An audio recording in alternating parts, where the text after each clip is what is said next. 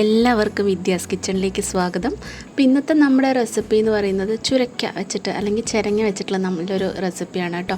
ചപ്പാത്തിക്കും ചോറിനും ഒക്കെ ഒരു സൈഡ് ഡിഷായിട്ടൊക്കെ കഴിക്കാൻ പറ്റുന്ന നല്ലൊരു റെസിപ്പിയാണ്. ഉപ്പേരി മാതിരിയൊക്കെ ചോറിന് ഉപ്പേരി പോലെയൊക്കെ കഴിക്കാൻ പറ്റുന്ന നല്ലൊരു റെസിപ്പിയാണ്. നല്ല ടേസ്റ്റി ആയിട്ടുള്ളൊരു റെസിപ്പിയാണ് കേട്ടോ. തീർച്ചയായിട്ടും എല്ലാവരും ഒന്ന് ട്രൈ നോക്കിക്കഴിഞ്ഞാൽ നിങ്ങൾക്ക് ഇഷ്ടപ്പെടുന്ന ഒരു റെസിപ്പിയാണ്. അപ്പോൾ അത് നമുക്ക് എങ്ങനെയാണ് തയ്യാറാക്കുക നോക്കാം.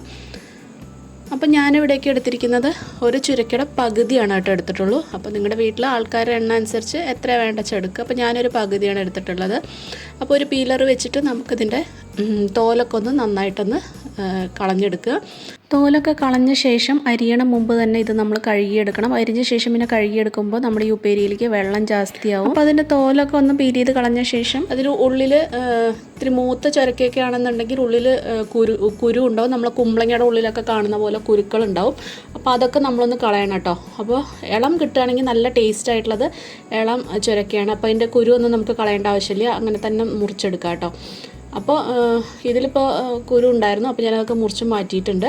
ഇനി നമുക്കിത് കണ്ടു ഇതുപോലെ ചെറിയതായിട്ട് നമ്മൾ ഉപ്പേരിക്കൊക്കെ അരിയുന്ന മാതിരി ചെറുതായിട്ട് അരിഞ്ഞിട്ട് നമുക്കിത് മാറ്റി വയ്ക്കണം. ഇനി ഞാനൊരു ചട്ടി വെച്ചിട്ടുണ്ട്. അതിലേക്ക് നമ്മൾ കുറച്ച് വെളിച്ചെണ്ണ ഒഴിച്ചു കൊടുത്തിട്ടുണ്ട്. വെളിച്ചെണ്ണയിലേക്ക് നമ്മൾ ഒരു മീഡിയം സൈസ് സവാള കുനുകുനാന്ന് അരിഞ്ഞതും 3-4 വെളുത്തുള്ളി ചതച്ചതും 2-3 പച്ചമുളകും ചെറുതായിട്ട് അരിഞ്ഞതും കുറച്ച് കരിവേപ്പിലയും കൂടി നമുക്കിതിലേക്ക് ഒന്ന് ഇട്ട് കൊടുക്കുക. അപ്പോൾ പച്ചമുളക് നിങ്ങളുടെ എരിവിനനുസരിച്ച് ആഡ് ചെയ്യുക. ഇത് ഒട്ടും എരിവില്ലാത്ത പച്ചമുളക് ആയതുകൊണ്ടാണ് ഞാൻ ഇത്രയും ആഡ് ചെയ്തിരിക്കുന്നത്. കാരണം നമ്മളിതിൽ ഇനി മുളക് പൊടിയൊക്കെ ചേർക്കുന്നുണ്ട്. അപ്പോൾ അതുകൊണ്ട് എരിവിനനുസരിച്ച് മാത്രം പച്ചമുളക് ആഡ് ചെയ്യുക. ഇനി ഇത് നന്നായിട്ടൊന്ന് വഴറ്റിയെടുക്കുക കേട്ടോ. ചെറുതായിട്ടൊന്ന് കളർ ചേഞ്ച് ആവുന്നവരെ മാത്രം വഴറ്റിയെടുക്കുക. അപ്പോൾ പെട്ടെന്നൊന്ന് വഴറ്റി കിട്ടാനായിട്ട് ഞാൻ കുറച്ച് ഒരു 1/4 ടീസ്പൂൺ ഉപ്പും കൂടി ഇട്ട് കൊടുത്തിട്ടുണ്ട്. ഒത്തിരി ബ്രൗൺ കളർ ആവണ്ട, ചെറുതായിട്ട് ഇതുപോലെ ഒന്ന് കളറൊന്ന് ചേഞ്ച് ആയിട്ട് വന്നാൽ മതി. ഇനി നമ്മളിതിലേക്ക് ചേർത്ത് കൊടുക്കുന്ന ഒരു 1/4 ടീസ്പൂൺ മഞ്ഞൾപ്പൊടിയാണ്. പിന്നെ ഒരു 3/4 ടീസ്പൂണോളം മുളക് പൊടിയാണ്. മുളക് പൊടി നിങ്ങളുടെ എരിവിനനുസരിച്ച് നോക്കി ചേർത്ത് കൊടുക്കുക. പിന്നെ ഒരു 1/4 ടീസ്പൂൺ കുരുമുളക് പൊടി ആഡ് ചെയ്യുന്നുണ്ട്. അപ്പോൾ അത് നിങ്ങളുടെ മുളക് പൊടിയൊക്കെ കൂടുതൽ എരിവാണെന്നുണ്ടെങ്കിൽ 1/2 ടീസ്പൂണൊക്കെ ഇട്ടാൽ മതി കേട്ടോ. അല്ലെങ്കിൽ കുരുമുളകും പച്ചമുളകും ഒക്കെ കൂടി ആകുമ്പോൾ എരിവ് ജാസ്തിയാവും. അപ്പോൾ നോക്കിയിട്ടൊക്കെ നമുക്ക് ആഡ് ചെയ്യണം. ഇനി ഇത് അതിൻ്റെ പച്ചമുളകൊക്കെ ഒന്ന് പൊടികളുടെ പച്ചമുളകൊക്കെ വിടുന്നവരെ നന്നായിട്ടൊന്ന് വഴറ്റിയെടുക്കുക. ലോ ഫ്ലെയിമിൽ വേണം കേട്ടോ ചെയ്യാനായിട്ട്. അപ്പോൾ നന്നായിട്ടൊന്ന് വഴറ്റിയെടുത്തിട്ടുണ്ട്. ആ പച്ചമുളകൊക്കെ ഒന്ന് വിട്ട് കിട്ടിയിട്ടുണ്ട്. നല്ലൊരു സ്മെല്ല് വരാൻ തുടങ്ങിയിട്ടുണ്ട്. ആ ഒരു സമയത്ത് നമുക്ക് മുറിച്ച് വെച്ചിരിക്കുന്ന ചുരക്ക് നമുക്ക് ഇട്ട് കൊടുക്കുക.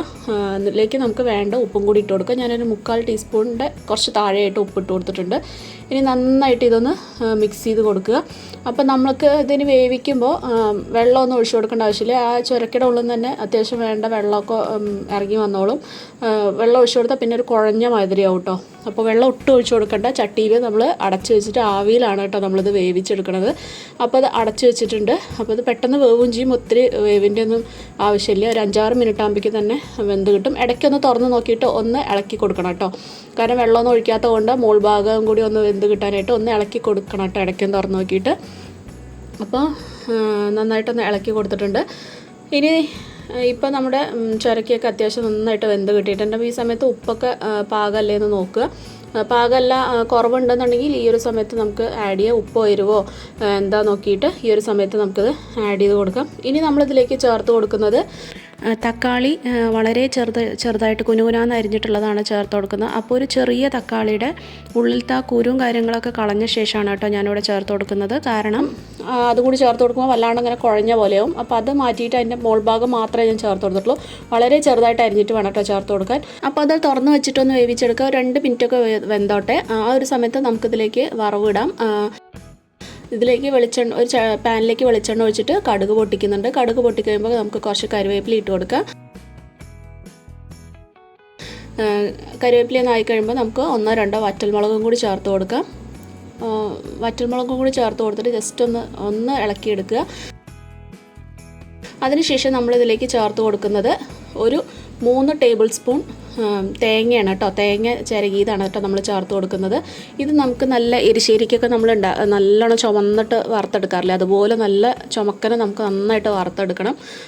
ഇങ്ങനെ ഇടുമ്പോഴാണ് നമ്മുടെ ആ ഉപ്പേരിയിലേക്ക് നല്ലൊരു ടേസ്റ്റ് ഉണ്ടാവുക.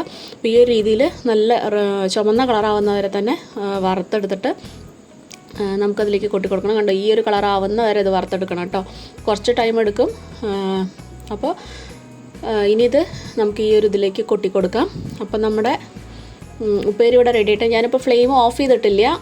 ഇതൊരു 1 മിനിറ്റ് കൂടി ജസ്റ്റ് ഒന്നും കൂടെ ഇളക്കി കൊടുക്കുന്നുണ്ട്. കാരണം ഇനി അതിൽ വല്ല വെള്ളമോ കാര്യങ്ങളൊക്കെ ഉണ്ടെന്നുണ്ടെങ്കിൽ ഒന്നും കൂടെ ഒന്ന് വറ്റിക്കോട്ടെ വെച്ചിട്ട് ഒന്നും കൂടെ ജസ്റ്റ് വഴറ്റി കൊടുക്കുന്നുണ്ട്. 1 മിനിറ്റ് മാത്രമേ ഈ തേങ്ങ ഇട്ട് കൊടുത്തിട്ട് ജസ്റ്റ് എല്ലാവരുടെയും പിടിക്കുന്നവരെ നന്നായിട്ടൊന്ന് വഴറ്റി കൊടുക്കുക. അപ്പോൾ ഇതിൻ്റെയൊക്കെ ഒരു ഫ്ലേവർ നന്നായിട്ട് ആ ഒരു ഉപ്പേരിയിലേക്ക് കിട്ടുകയും ചെയ്യും. ഇത് ചപ്പാത്തിക്കൊക്കെ നല്ല കോമ്പിനേഷനാണ് കേട്ടോ. സൈഡ് ഡിഷായിട്ട് വേറെ കറികളൊന്നും വേണ്ട, ഇത് കൂട്ടി കഴിക്കാനായിട്ട് നല്ല ടേസ്റ്റാണ്. അപ്പം നമ്മുടെ ചുരക്ക വെച്ചിട്ടുള്ള ഒരു ഉപ്പേരി നമുക്കിവിടെ റെഡി ആയിട്ടുണ്ട്. തീർച്ചയായിട്ടും എല്ലാവരും ഒന്ന് ഉണ്ടാക്കി നോക്കണം. നല്ല ടേസ്റ്റാണ് കേട്ടോ കഴിക്കാനായിട്ട്. ഇതുവരെ ട്രൈ ചെയ്യാത്തവരാണെങ്കിൽ തീർച്ചയായിട്ടും ട്രൈ ചെയ്ത് നോക്കൂ. അപ്പോൾ ഫ്ലെയിമൊക്കെ ഇപ്പോൾ ഞാൻ ഓഫ് ചെയ്തിട്ടുണ്ട്. നിങ്ങൾക്ക് തീർച്ചയായിട്ടും ഈ റെസിപ്പി ഇഷ്ടമാവുകയാണെങ്കിൽ നിങ്ങളുടെ ഫ്രണ്ട്സിനും ഫാമിലിക്കൊക്കെ ആയിട്ട് ഒന്ന് ഷെയർ ചെയ്ത് കൊടുക്കാനും മറക്കരുത്. അപ്പോൾ നല്ല നല്ല നാടൻ കറികളുടെയൊക്കെ റെസിപ്പി നമ്മുടെ ചാനലിലുണ്ട്. താല്പര്യമുള്ളവരൊക്കെ ഒന്ന് കണ്ടു നോക്കിയിട്ട് നിങ്ങളുടെ അഭിപ്രായമൊക്കെ ഒന്ന് പറയൂ. അപ്പോൾ ഒന്ന് സബ്സ്ക്രൈബ് ചെയ്ത് സപ്പോർട്ട് ചെയ്യാനും ഷെയർ ചെയ്യാനും മറക്കരുത്. അപ്പോൾ വീണ്ടും നമുക്ക് നല്ല നല്ല റെസിപ്പീസായിട്ട് നമുക്ക് വീണ്ടും കാണാം. Take care. ബൈ.